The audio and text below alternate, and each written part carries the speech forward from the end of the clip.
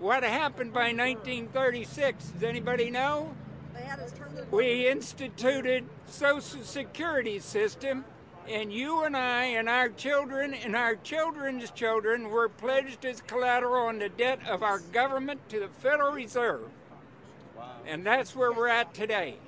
It took 20 years to make this country bankrupt, and since then, our government has operated under emergency powers of our government. It is not the president that makes the decision in this country. It's the Secretary of Treasury who turns around and is put in there by the Federal Reserve to manage the bankruptcy. We've been in bankruptcy ever since.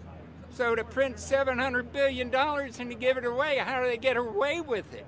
The manager of the bankruptcy is told by the Federal Reserve this is the way to go. That's where we're at today.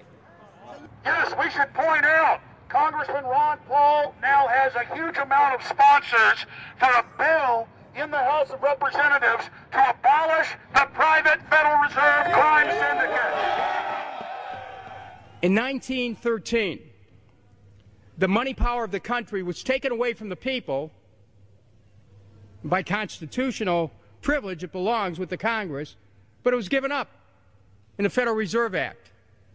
The Federal Reserve is no more federal than Federal Express, but yet it has the power to determine the direction of use of money in our economy. If we could take that power back and put the Federal Reserve under Treasury, we start to be in a position of being able to control monetary policy on behalf of the United States people.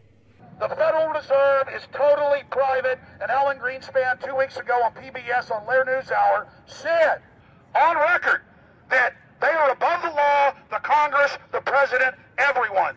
No court can do anything. We run America.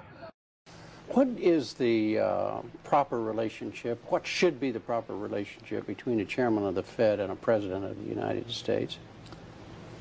Well, first of all, the Federal Reserve is an independent agency, and that means basically that there is no other agency of government which can overrule actions that we take. So long as that is in place and there is no evidence that the administration or the Congress or anybody else is requesting that we do things other than what we think is the appropriate thing, then what the relationships are don't frankly matter. Notice what Greenspan is saying. Greenspan is saying the Federal Reserve is beyond the law. And in reality, they are in practice beyond the law. Nobody, as far as I know, has ever audited the Federal Reserve. One of the first things we ought to do when we nationalize the Fed is go in there and find out the audit. Who stole money? Who engaged in corruption? There's a whole series of people going back to Volcker, to Greenspan, to Bernanke, and so forth. Think of the arrogance of private group of banks that have bankrupted the nation by design so they can repo the country. A private group of banks that loaned us our own money back are telling us they're above the law. You are not above the law, criminals. No one is above the law. No one is above the law, and the private Federal Reserve sure as hell isn't either. Since the founding of the Federal Reserve back under Woodrow Wilson, the Federal Reserve has struck out 3 times. They didn't stop the crash of 1929. They didn't stop the banking panic of 1932, 1933. And now they are the cause of the derivatives crisis because they're the ones who inflicted derivatives on the world with Alan Greenspan. Instead of our economy being about goods and services and real products and manufacturing, it's all about these guys, the private Federal Reserve that masquerades as a government entity who controls the issuance of currency and credit. They're the ones that have cut off the liquidity in the market. They told us have a debt-based economy. Then they cut it off once they get us under their thumb and implode the economy so they can consolidate it. And that's what they're doing right now. I mean, it's in their own documents, it's in their own statements. They claim, give us unlimited power, give us trillions of dollars of the Baker bailout bill that's already $5 trillion, not $850 billion as they say. And we'll get the economy going, but they're hoarding the money and buying up other banks that aren't part of the Federal Reserve, buying up insurance companies, buying up roads, infrastructures, media empires, defense contractors. What the banks do is they implode an economy by cutting off credit. And then once things really fall to a low, and they know the low because then they buy everything up and start then putting more money back into the economy, and then they build it back up. So they build us up and then shear us, build us up and shear us. And they're getting ready. All over the world, they're always shearing some country, imploding it. Comes out in their own IMF and World Bank documents. That's just the foreign arm of the same cartel.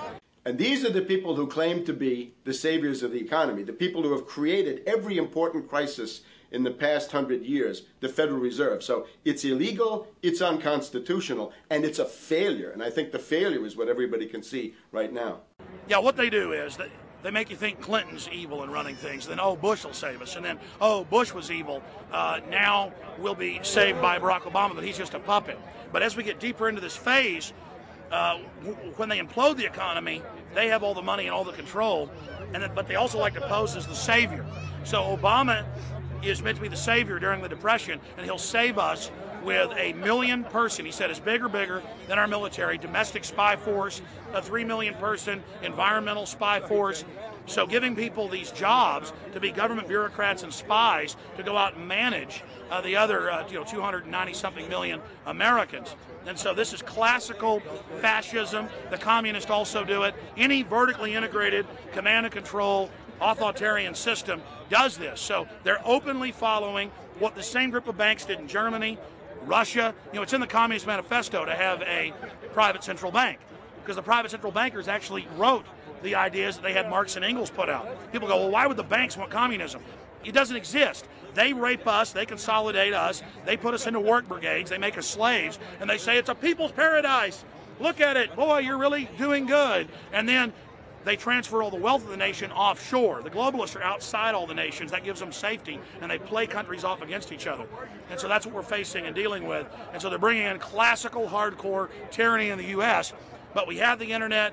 We've grown our numbers. The alternative media's exploded. That's why they're trying to move in to shut down and regulate and tax the web, but it's too late for them. They're playing in the 19th century, 20th century rules. It's 21st century, the century of resistance to tyranny. And so it's going to be one hell of a fight with the people and free humanity on one side and the New World Order on the other. And every one of you out there counts, needs to be involved in this fight like nothing you've been involved with before, because this is life and death. Everything depends on exposing these people. Everything depends on showing the people that this is the New World Order, this is the criminals. We're dealing with the king rats here, the people that are carrying out tyranny worldwide. And either they fall or we fall. Either worldwide darkness and a new age of tyranny and oppression and with a scientific overlay, or a new age of liberty and freedom and a new renaissance. The choice is the people's out there. Okay, we can tell you what's going on. You can check it out for yourself and find out it's true. But don't wait. Investigate now. Get involved now. Go out there and reach out now. We don't have time. If you're looking for the solution, look in the mirror. Look right into the mirror, because you out there, men, women, old, young, black, white, doesn't matter. It's going to be up to you if they win or if liberty succeeds and the people have a chance of having any future. These are cold-blooded eugenicists. These are cold-blooded people who think they're God, think that they're our masters, that think that we're animals. These are the guys that funded Lenin and Stalin and Hitler and Mao. These are the guys, it's all on record, that bankroll this stuff. They are hardcore vicious, and they must be resisted. Up until about the Kennedy assassination and the beginning of the war in Vietnam, the United States is a very powerful engine for world progress. It's the assassinations, the Kennedy assassination, and the others in the 1960s, the beginning of the Vietnam War, and the beginning of the absolute domination of the Wall Street group over every other interest. Nobody else counts except the Wall Street money masters. That has now made the United States into no longer a force for progress, but something very different, often a force for destruction in the world. That doesn't need to remain that way. The interest of the American people is to fight to take your government back from Wall Street and make the United States a force for progress in the world, which we easily could do if we could just break the power of the people behind Obama. The main banks of Europe, which were started by Adam Weishaupt and Rothschild, the Banque Nationale de Paris, the Bank of England, the Bank of Italy, have all financed the messianic and war leaders of the last 200 years. Napoleon, Lenin,